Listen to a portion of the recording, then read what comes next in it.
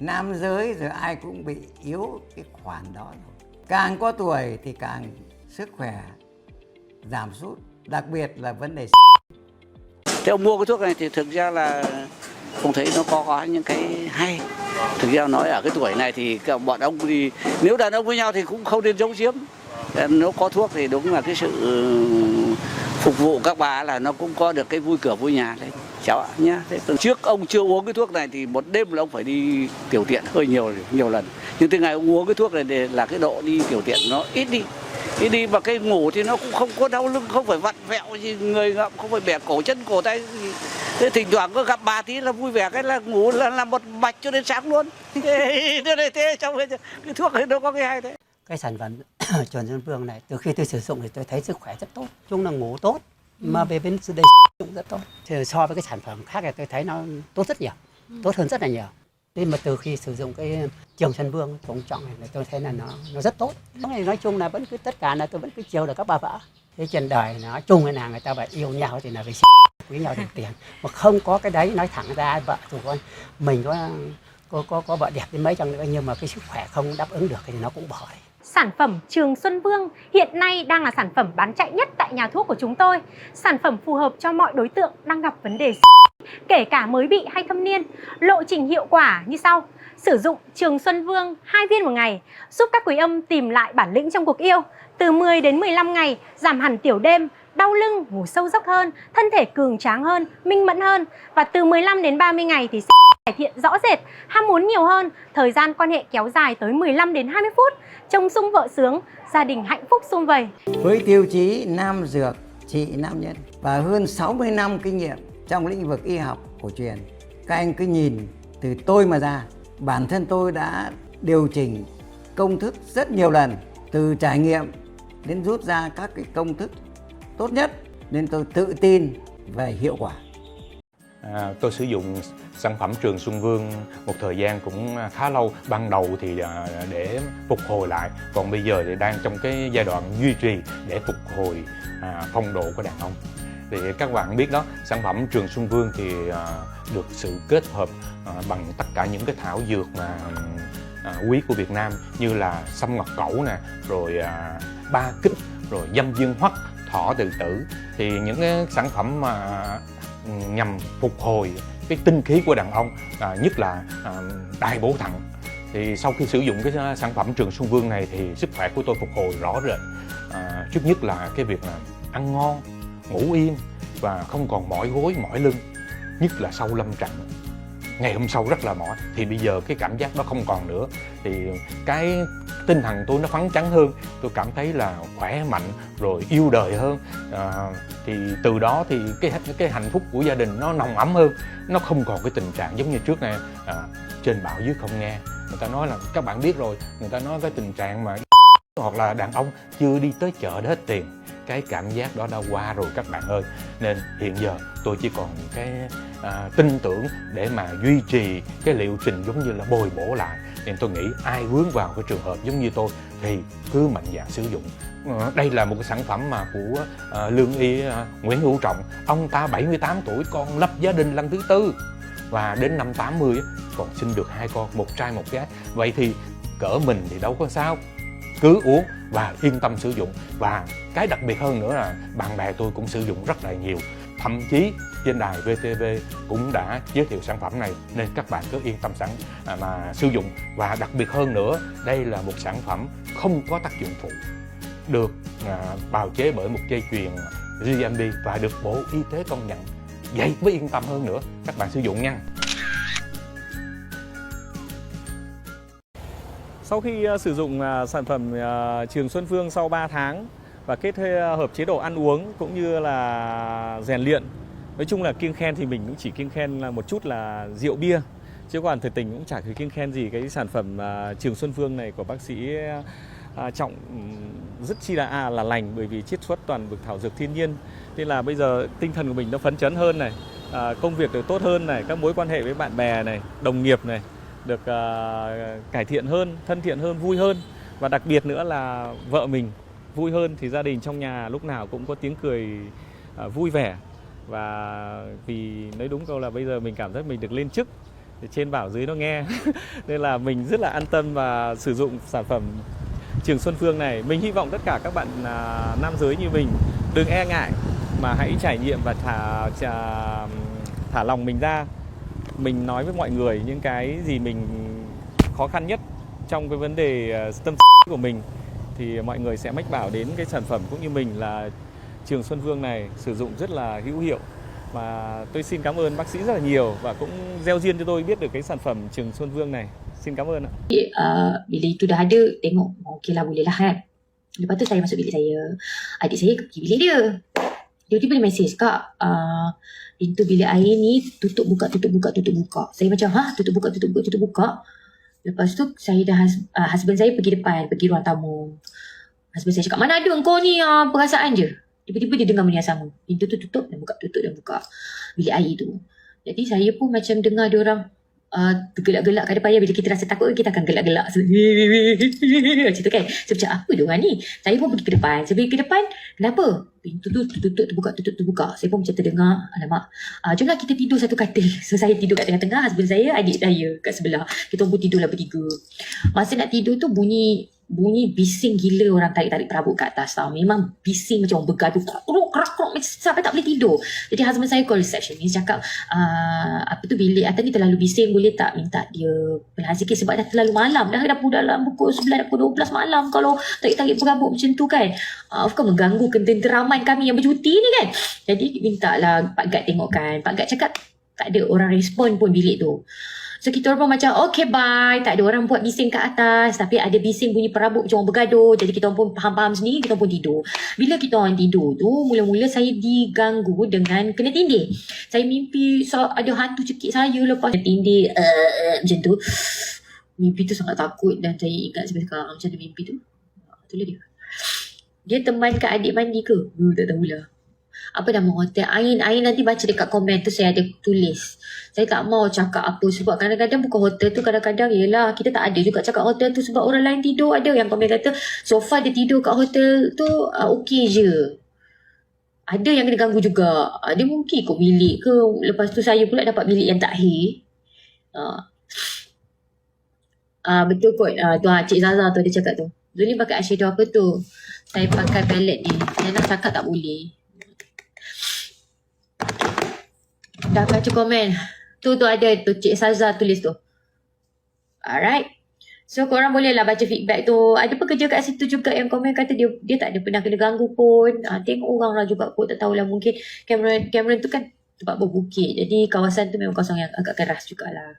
Memang kita sebelum kita pergi sana tu kita baca lah. InsyaAllah kita minta perlindungan kepada Allah lindungi kita. Okay. Kalau nak kena ganggu, kalau ikutkan kalau kita tidur kat mana pun kena ganggu. Hotel kat mana. Aku pernah je kena tindih dekat hotel Korea tu. Dekat town aku kena tindih. Kau rasa mimpian tu kat Korea. Kau faham tak? So kat mana-mana pun kau boleh kena tindih. Saya ni jenis kalau tempat tu tak berapa okey, saya mesti kena tindih dulu. Saya rasa orang yang kena ni hijab terbuka sebab saya tak nampak tapi kawan saya nampak. Betul. And sebenarnya dia macam highlighter tapi dia boleh jadi eyeshadow. Selalunya kalau orang make up untuk wedding ke apa, dia akan guna tu sebagai eyeshadow lah macam saya pakai ni. Dia kalau suka make up light macam ni, dia boleh jadikan dia eyeshadow lah. Ataupun highlighter. Thank you. Hotel tu lawakan, tak expect pula ada benda-benda tu.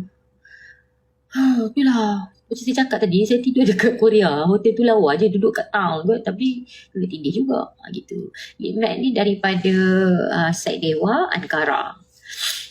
Terima kasih. Masya Allah, barakallah. Kenapa tak takut? Tingkat berapa kat Suria? Saya tingkat 1. Saya kena tingkat 1. Eyebrow pakai jenis apa? Okay, besok pukul 3 petang saya buat live makeup macam ni, look macam ni dekat kawan saya. Ada siapa-siapa nak join tak live tu? Ada tak kat sini yang macam nak belajar macam nak lukis kening macam ni? Sengau aku mana? Macam mana nak lukis kening macam ni, saya semua. Kalau korang nak belajar look macam ni, apa makeup yang saya pakai, saya akan buat live besok pukul 3 petang, korang join. Boleh? Korang join tak besok? Zulin akan makeup kawan Zulin. Esok Zulin buat look mata macam ni boleh ke? Ya betul. Zulin buat macam ni sebab kawan Zulin tu dia nak make up macam Thailand. So orang Thailand ni dia make up dia punya mata. Dia tak suka yang heavy tau. Dia tak ada cut crease ke. Tak ada Dia make up macam colour macam ni lah. Lebih kurang macam ni lah. Alright. So besok saya akan buat untuk dekat muka make up artis saya. Sebenarnya besok saya akan make up artis saya.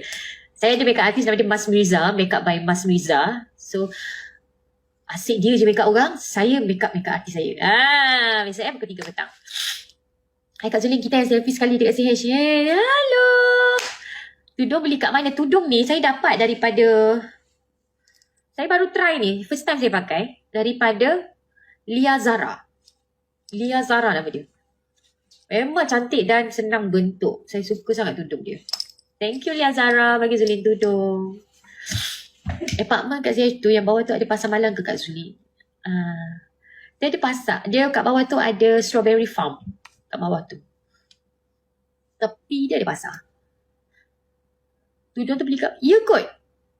Dan sebab dia bagi saya ni sayang, saya tak tahu dia jual kat mana. Dekat, cuba you all tengok. You all type je namanya. Ada kot. TikTok ada kot. Kan tak TikTok. Mesti dia ada TikTok. Kak Zulin jangan lupa tengok tahu kita ada tag. Dorika saya memang DM dekat sana tu. Saya off. Maksudnya orang luar kalau tag saya ke, add saya ke dekat DM memang saya tak dapat. Saya off. Ini kerana dulu saya pernah kena gangguan. Saya tak nak mental. So, saya terus tak buka DM daripada orang luar. Thank you darling. Ni warna apa Light grey ni macam grey chocolate brown, light brown nude apa. Tak tahulah ni colour apa. Zulin pakai makeup. Okay. Satu lagi Zulin nak share korang. Kawan Zulin baru balik dari US. Kawan Zulin ni producer. Kan baru-baru ni kan Nabila Huda kan pergi US kan. So kawan saya lah yang punya production. Kawan saya ni producer lah. So semalam saya pergi melawat dia sebab dia bawa sampai Malaysia. Dia bagi saya hadiah daripada US. Dia kata dekat Malaysia tak ada. Saya tak tahulah, tak sure lah ada ke tak ada. Tapi benda ni best gila. Korang tengok ni Zulin pakai concealer dengan contouring. Semua ni pakai set lengkap ni. Okay. Dalam dia macam ni. Dia hadiahkan saya, dia beli di sana. Okay, dalam dia macam ni. Ni semuanya cream. Maksudnya yang ni ini concealer, ni corrector, lepas ni contour, ni boleh buat blusher dan sini ada shimmer macam highlighter sikit ni. Ni semua cream ni lah saya pakai set ni. Memang best gila. Saya tak sure kat sini ada ke tak ada, tapi dia kata kat sini tak ada, jadi dia belikan saya dari US. Saya ulang alik Jember, nanti nak cari kat Jember. Cari, memang best gila. Yang saya pakai kat muka ni satu set ni. Ya, brand dia sayang. Saya tak nak sebut. Kalau sebut dia drop. Tudung jenama apa? Apa tadi? Aku lupa lah nama jenama apa tadi. Lia Zara. Tinggikan brand tak nampak.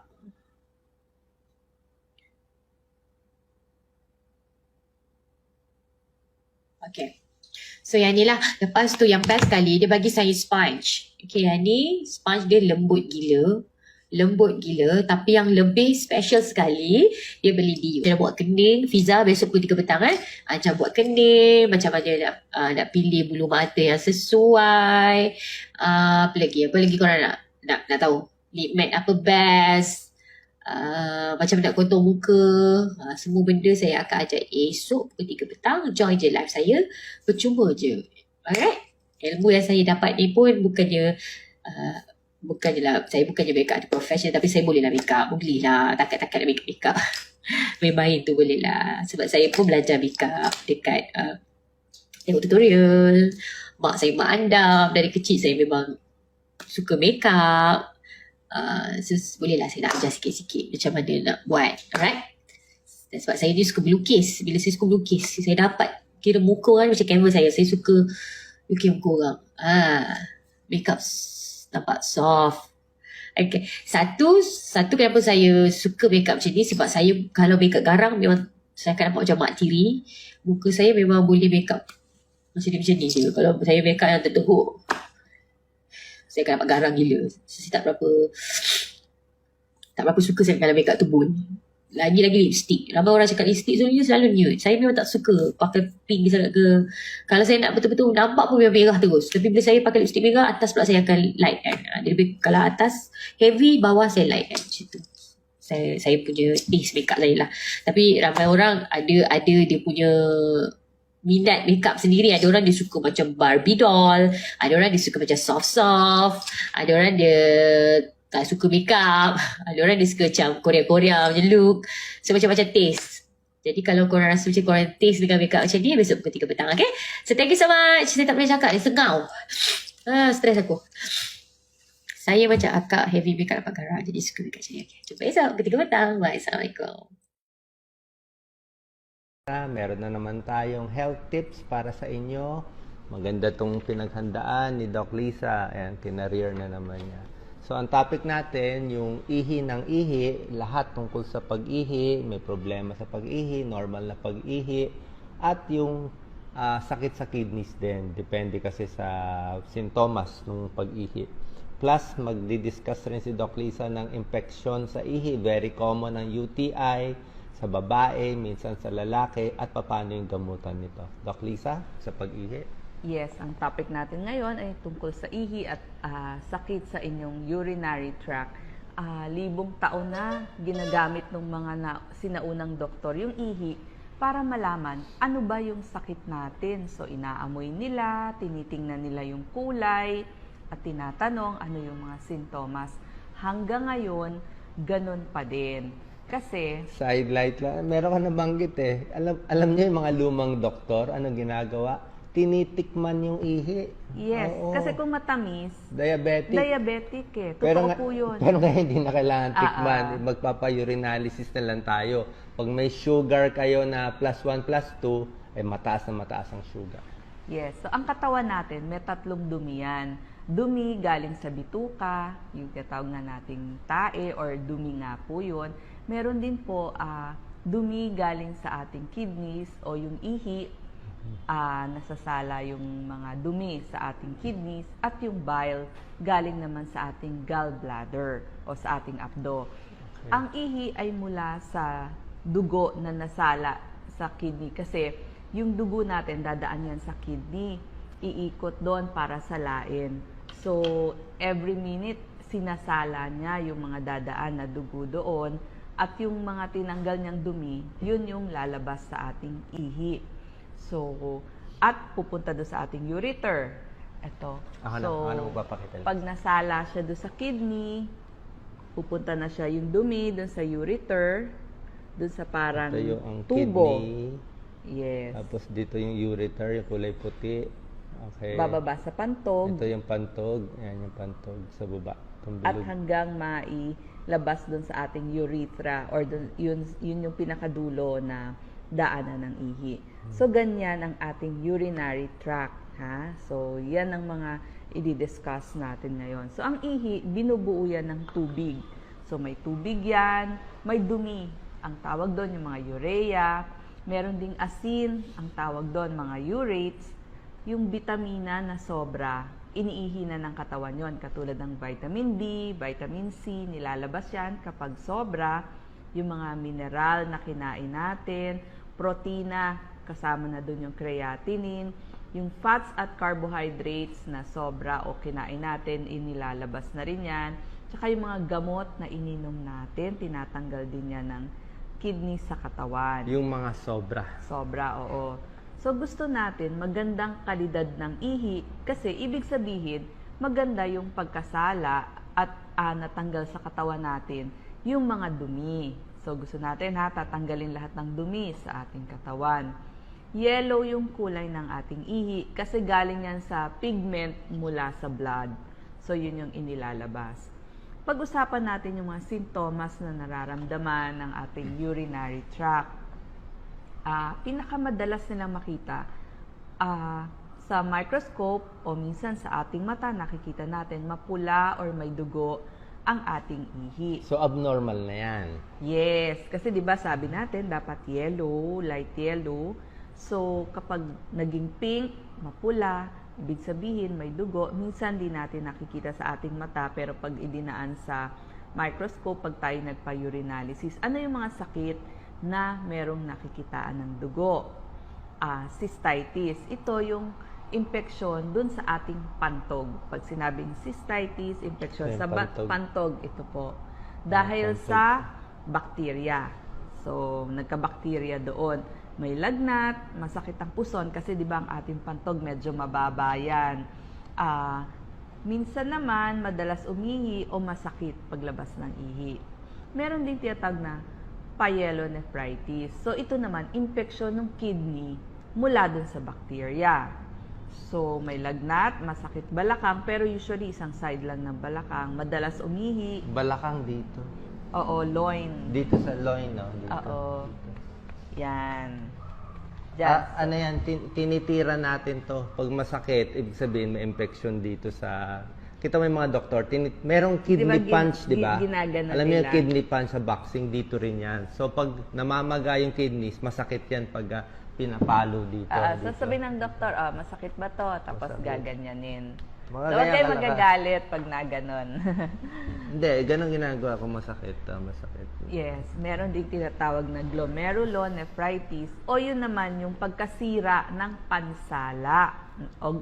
Kasi ang pansala natin, ang tawag glomeruli dun sa loob ng bato o kidney. So, pag yun ang nasira, glomerulonephritis, merong acute, biglaan, may chronic, matagalan na pala. Ilinaw ko lang yung sintomas ng UTI, yung sinasabi mo, mahapdi. Pag ang infection dito sa bladder, dito sa pantog, kadalasan mahapdi sa dulo ng ihi. Yung matatapos na ihi mo doon yung, oops, ang sakit, ang hapdi na sa dulo. Pero kung yung masakit, buo masakit, baka sa iba naman ang cause. Diba? Sa lalaki, ganun din eh. Minsan sa pag-ihi, mahapdi din. Sa lalaki, hindi lang sa pantog, pwede rin sa prostate eh. Kung may lalaki kasi may prostate, kung meron tayong prostata, minsan mahapdi din. Tapos yung sinasabing mapula yung ihi na may dugo, hindi talaga pula na ano ba, parang pakwan na pula, hindi ganon. Ang pagkapula niya, pink lang. Parang konting pink lang.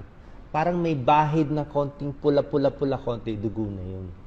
Diba? Hindi talaga kailangan dugo na lalabas eh. Yes, Doc Lisa. Sa microscope kasi nasisilip nila. So, merong prostatitis, infection naman ng prostate, gland na makalalakihan, pwede din bato sa bato o kidney stones.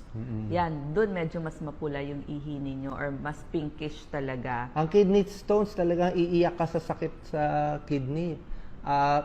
Sa may singit, ang feeling ng kidney stones, karamihan ng Pilipino nagkaka-kidney stones, para kang madudumi. Diba? Dati nangyari to sa akin. Parang dudumi ako, pero walang dumi lumalabas. Yung pala, yung sakit na parang iiri ka, kidney stones na yun. So, napakasakit nun kasi pag naipit dito nga sa ureter, pati dun sa kidneys. Yes, Dr. Lisa. Yes. Pag din tayo ay nag-ehersisyo ng matagal, yung mga long distance running, pwede mag-pink yung ihi. Hindi rin maganda yung sobrang exercise na talagang pagod na pagod. Meron din na didisgrasya. Yung na-hazing, yung nabugbog ng sobra. Na-discuss ko na rin, hazing, di ba? Nabugbog ng sobra, nasira yung muscle, nadurog, hindi makalabas sa ihi. Puro protina eh. Nahirapan yung kidneys, hindi makalabas dahil sa nabugbog siya, nasisira. Isa din, katulad na sinasabi ko sa inyo, para hindi masira kidneys, wag masyado maraming karne. Diba? Na kwento sa akin, meron daw ngayon na all you can eat, Korean beef. Na pag kinain mo lahat yan, puro karne, medyo mahihirapan din ang kidneys mo. Pag nasobran, mahihirapan siya, baka tumaas pa creatinine mo. So, hinay-hinay lang sa ang kainin natin doon, yung protina. all you can eat vegetables na mga Korean food. Kasi kaya nga nila sinasamahan ng vegetables eh. Kasi may beef daw ngayon, all you can eat. Yes. Pag may tumor, pag Kidney humihi tumor. talaga kayo ng dugo, nakita nyo, magpatingin po agad. Kasi meron din mga tumor. Ang maganda lang dito, pag naalis ang maaga, okay na. Tapos, tignan din natin yung kulay ng ating ihi. So, depende ito sa hydration ng katawan natin o yung dami Correct. ng tubig sa ating katawan. So, kapag medyo kulang tayo sa tubig, hindi ba nagiging medyo Madilaw. sobrang dilaw? Mapanghi. Oo. Pero kapag tama lang, dapat light yellow lamang ang kulay. Kaya lagi ko sinasabi, oras na makita ko yung ihin ko at kulay medyo yellow na, hindi na maputi-puti, inom na ako 1 baso, 2 basong tubig. Hahabulin mo na. Ibig sabihin, dehydrated ka na.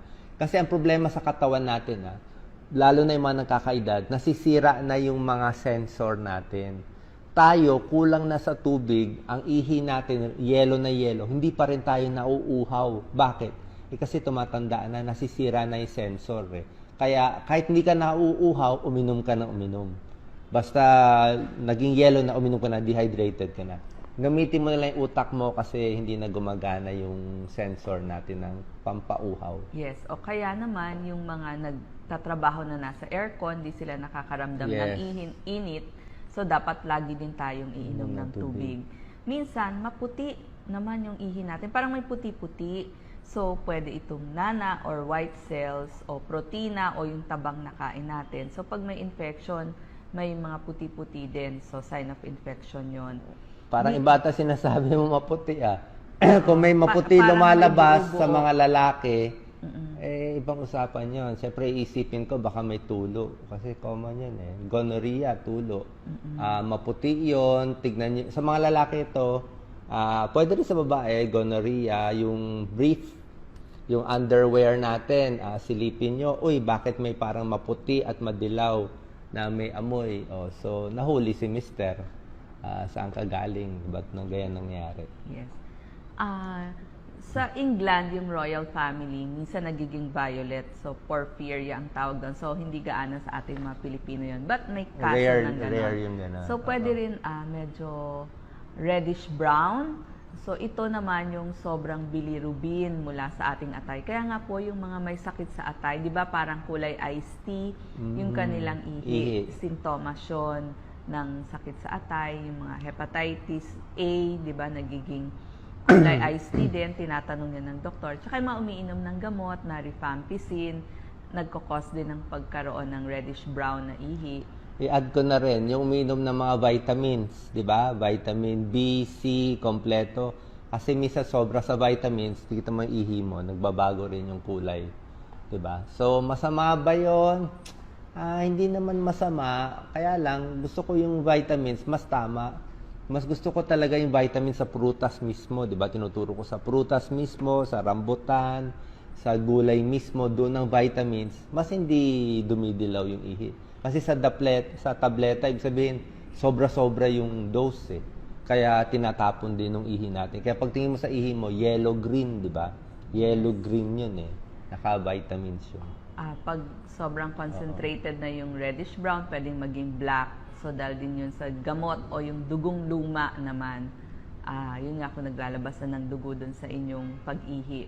Meron ding orange color, ibig sabihin dehydrated na tayo or may sakit din sa atay o umiinom ng mga gamot katulad ng mga Primaquine, yung mga vitamin B2, yung riboflavin, Yes, yung yan yung INH. sinasabi.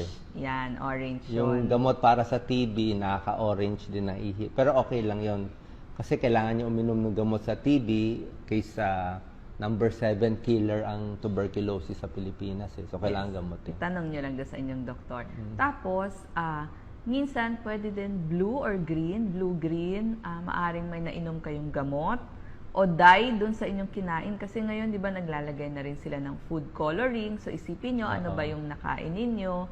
Pero meron din mga sakit ng pamilya. Ayun, pag ganon, itatanong na natin yung mga familial benign hypercalcemia, yung mga ganong mga sakit. Tapos, ito, isa pang nararamdaman natin, pumunta naman tayo sa mahirap umihi. So, minsan, ang dahilan ng mahirap umihi, baka kinakabahan ka. Di ba, pag may kaba ka, nahirapan ka umihi. Or depende sa lokasyon, baka naman sa tingin mo, very open yung pag-iihian mo. So, hindi minsan makalabas yung ihi. Mahirap mo na umihi. Actually, wala to sa libro Pero marami ako na-experience na ganito. Tawag nila dito, shy bladder. Diba? Pag maraming tao o doon sa urinal, meron kang katabi, hindi ka maihi. Diba? So, imagine mo na lang, gamitin mo yung utak mo, imagine mo na nasa bahay ka lang, ganyan. So, may mga factors din na gano'n. Yung mga bata, di ba, hindi makaihi, di ba? Kailangan. Nahihiya. Ang isang tip pala sa mga hindi makaihi, buksan nyo yung gripo. Buksan nyo yung gripo ng mahina para tumulo yung tubig. Kasi pag tumulo yung tubig, parang niloloko mo yung utak mo, uy, may tumutulo mapapaihi. Di ba yung mga bata, di ba pag pinapaihi si baby, ayaw umihi, ano gagawin ng tatay? Sasabihin, di ba? So, pag ganong ginagawa mo, mapapaihi yung tao. Reflex yun Yes. napapaihi. Or kahit sa mga elderly, pwede din natin buksan konti yung gripo. So, yung mga prostate gland na lumalaki, so naiipit yung tubo kasi ng pag-ihi ay dumadaan sa gitna ng prostate. So, kapag lumalaki yung prostate gland, naiipit yung tubo. So, yun, nahihirapan umihi yung ating mga elderly o yung mga lumalaki yung prostate. Tsaka syempre kapag namamaga, may infection doon, yung mga prostatitis, nagkakos din ng hirap umihi. Tapos, minsan doon sa urethra, doon minsan mas masakit pa. So, maaring cause, Babae. kung sa babae or sa lalaki, nandito po yung urethra o yung pinakalabasan na, yung huling labasan ng ihi, maaring may infeksyon, maaring nasugat, o dahil may kidney stones. Kasi masakit po talagang lumabas ang kidney stones. So, yun yung mga kadahilanan ng hirap umihi. Meron din naman madalas umihi, polyuria. Nararamdaman din yan. Pag uminom tayo ng mga kape, tsaa, alak, malamig, yung buntis, ihi din ng ihi, o minsan takot. Minsan yung takot either hindi maihi o ihi naman ng ihi. Tsaka yung may cystitis o yung infection sa pantog, yan, minsan naman pandalas ang pag-ihi nila. Yung mga diabetiko, pag nakita nyo, madalas nagra-rashes, tapos merong mga yeast infection sa kababaihan, tapos ihi ng ihi, baka po tumataas ang sugar. Tapos yung mga may bladder prolapse sa kababaihan, o yung mga pelvic organ prolapse, kasi nga yung may damage sa puwerta dahil sa panganganak. Yung buwa, kakakarga minsan, mabigat ang kinakarga, bumabagsak yung matres. Kulang din siguro sa exercise. Yes. Kasi Sobrang may exercise. mabula ang ihi, ang comment, papa-urinalysis po tayo. Dapat, yung ihi nyo, normal naman may bula. Pero yung bula, dapat nawawala. Ulitin ko normal may bula sa ihi, pero yung bula dapat nawawala after 1 minute. Observe mo. Pag hindi nawawala yung bula, mabula pa rin, parang may sugar o ano, magpa-check tayo, check for protein. Baka may diferensya po yung kidneys natin. Urinalysis po. Yes. Baka naman din umiinom yung mga tao ng pampaihi. Siyempre, mas iihi tayo. May mga gamot may mga pasyente na nabigyan ng pampaihi, mas madalas din yung ihi nila. So, tignan natin ano yung mga gamot na iniinom natin. Pero sa akin, madalas ako umihi, wala naman ako sakit nito. Okay lang, kasi malakas ako uminom ng tubig Yes. So, sa mga sumusunod sa payo ko, 12 glasses of water a day, okay lang ihi ng ihi. Kasi nga, nalalabas mo yung dumi. Normal yon. Itong mga sinasabing ihi ng ihi, yung sobra-sobra talaga, tsaka hindi ka naman uminom maraming tubig, ihi ng ihi, ibang usapan yun. Diba?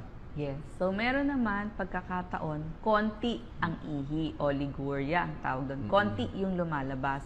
So, maaaring may kidney failure, yung nabanggit ko kanina na glomerulonephritis, or dehydration. Baka nagtatae na, kulang na talaga sa tubig, kaya hindi na siya umiihi.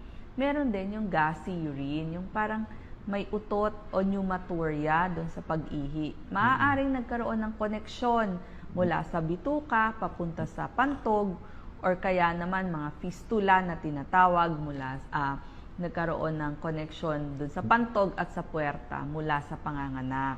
Okay. Yon. Tapos, kailan tayo paano magpa-urine test? Ito po, importante, urinalysis. Ang tawag nila dito, midstream urine. Kung pwede, sa mga kababaihan, o kahit sa lalaki, kuha muna tayo ng mild soap, magsabon muna tayo kung nasa bahay po kayo, or bago kayo pumunta sa laboratory, sabunin muna yung puwerta o yung labasan ng ihi, banlawan mabuti, at tuyuin. Tapos, pag binigyan na kayo ng lalagyan, pupunta na kayo sa comfort room, iihi nyo muna yung umihi muna kayo, may lumabas muna. Tapos yung gitna, yun ang sasaluhin nyo. Gaano karami, yun ang tanong, hanggang mga 10 ml. So, kumbaga yun, 2 kutsarita yun, yung dami, 10 ml. Okay, Lisa? Tapos may amoy din, tignan nyo rin yung amoy ng inyong ihi. Minsan baka, parang may ammonia, diabetic yon. So, o kaya baka may kinain tayong bawang, spinach, mushroom, truffle, yan, maaamoy yan. Tsaka yung pag umiinom tayo ng vitamin B6, maamoy din yung ating ihi. Pag may protina, ang ihi yon mabula, ano? Normal na beses ng pag-ihi. Yung iba, 6 to 7 times sa 24 oras. Pero kung mas marami ang iniinom, pwedeng 4 to 10 times a day. Okay din lang yon, depende. Gano'ng kadami ba yung nilalabas nating ihi? From 800 ml to 2 litro. Kasi pag nagpapawis ka hanggang mga 800 ml. Pero kung hindi ka gano'n nagpapawis, 2 litro din ang iyong ilalabas. Tamang pag-inom ng tubig, dapat 2 minimum. Sa walang sakit, ano po, sa normal na taong pinag-uusapan natin, mga 2 litro kada araw sana. O 8 baso. Yes. Ako muna. Okay. So, in-explain ni Doc Lisa ano yung mga sintomas ng problema sa ihi, tapos ano yung mga posibleng sakit, diba? Sinabi na niya, tulad ang common na sakit, isa-isahin natin, urinary tract infection, meron ka na sabing diabetes, meron ka na sabing kidney problem, ano pa, Doc Lisa? Tapos yung mga iba, normal lang dahil sa iniinom mong gamot, okay? So, sasabihin na natin yung gamutan. Kasi may nag-comment kanina dyan, nagagalit sa'yo. Puro ka lang daw sintomas, walang gamutan. Diba? So, yun na po yung gamutan eh. Andito po sa huli yung aking gamutan. Ito po, UTI, sige. ang gamot po ay antibiotics. So, anuhin natin yung gamutan isa-isa. So, pag sinabing nagpa-check tayo ng urinalysis, di ba? Tapos nakita natin lumabas diabetic, di ba? Diabetic, mataas yung blood sugar. Ang gamutan sa diabetes, number 1, syempre magbabawas sa matatamis, di ba? Tapos, kung mataas talaga blood sugar nyo, palagay natin, mga 200, mga ganoon, kailangan na uminom ng gamot. Diba? Magpapacheck tayo sa doktor para doon sa gamot kasi hindi pwede kayo resetahan dito sa Facebook. Diba? Kasi, sasabihin ko lang sa inyo, ano yung pangkaraniwang binibigay na gamot? Yung mga glycoside, mga diamicron, may metformin, tapos mayroon din mga insulin binibigay na gamot. So yan yung gamutan doon, bawas sa matatamis at magpapapayat kung diabetic. So yun yung isang gamutan. Tapos para naman sa UTI, urinary tract infection, ang murang gamutan na walang gagastusin, para happy ang mga viewers natin, wala magrereklamo, 10 to 12 glasses of water, di ba? Tapos kung gusto nyo pa libre talaga, pwedeng 2 basong tubig. Di ba? Kunyari, may infection ka sa ihi, wala ka talagang pera. Inom ka lang 2 basong tubig agad, tapos mawawash off yung ihi. Minsan, gumagaling na yung infection sa ihi. Mababawasan na. Pero minsan, kung talagang umabot na dito sa taas, dito na sa kidney na masakit, kailangan na uminom ng antibiotic. At minsan, di nakukuha ng oral antibiotic, kailangan ma-admit ka pa sa ospital bago bibigyan ng antibiotic sa suwero. So, ganun po. Kasi, depende, para tama yung gamutan, kailangan ma-diagnose muna natin tama. Hindi pwede sabihin, ihi ng ihi, uminom ng ganito, uminom ng juice, tapos wala namang ganung shortcut, diba? Kasi yung katawan ng tao, iba-iba. Mamaya, yung ibigay, may nakakabuhay sa ibang tao, may nakakamatay sa ibang tao. Kaya maingat tayo.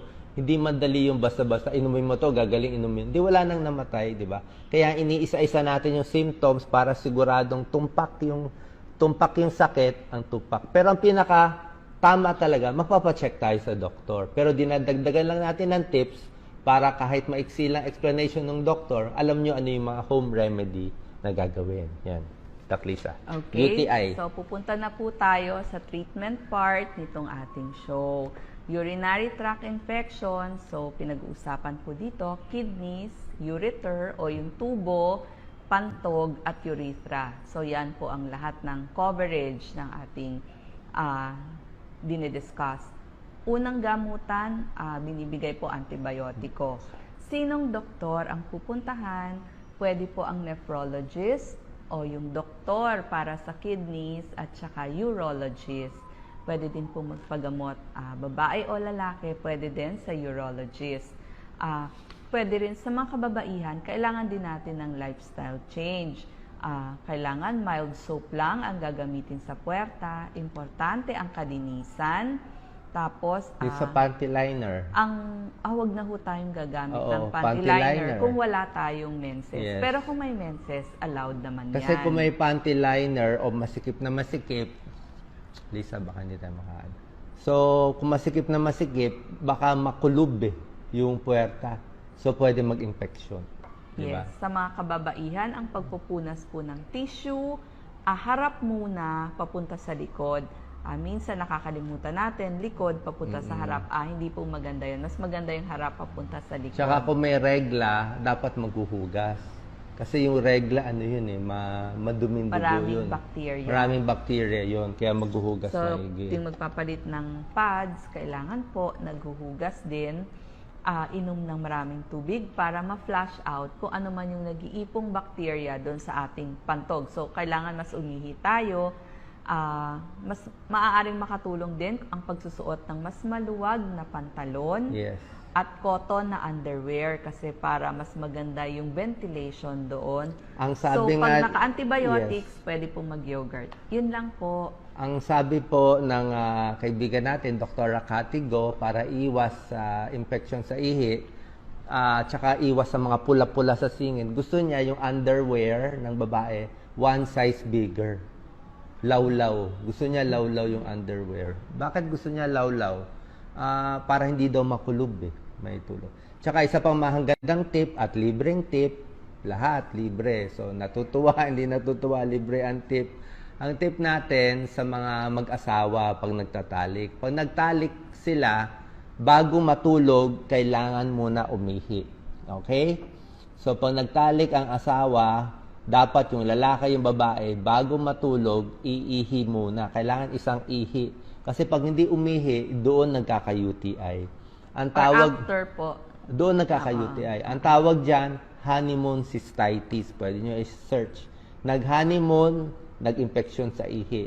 So, yun ang kadalasan. Kasi nga, alam niyo naman, syempre may mga bakterya, aakyat. Kaya dapat umihi, ma-wash out. Kaya inom ng maraming tubig. Okay? Anong gamutan pa gusto? Okay. Sige. So, yun po.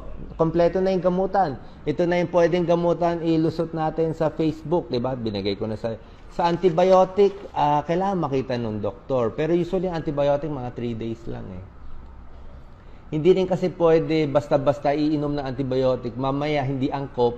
Tsaka mamaya, masana yung katawan nyo. Masana yung katawan. Kasi antibiotic, pinapatay niya ang good bacteria and bad bacteria Kaya ako ayoko rin. Pag madalas ka nag-antibiotic, napapatay din yung good bacteria mo Kaya gagamitin mo lang siya kung kailangan sa urinary tract infection. Okay? So, added tips. Nakompleto ko na ba yung tips? Mura lang po ang urinalysis, mga 50 pesos hanggang 100 pesos. Pag sa tingin nyo may problema tayo, Yes. punta lang po tayo sa laboratory. Marami nang makikita sa ihi at dadali natin yon sa Okay. pagamutan kung pwede. Okay, so tapos ilalagay natin dito, ang gamutan kasi ng doktor ganito, di ba? Hindi ito gamutan na shortcut, bigyan kita ng magic na tablet. Ang gamutan dapat ganito, diagnosis muna. Una-una interview muna sa pasyente. Ano ba yung sakit, ano naramdaman? Para tama.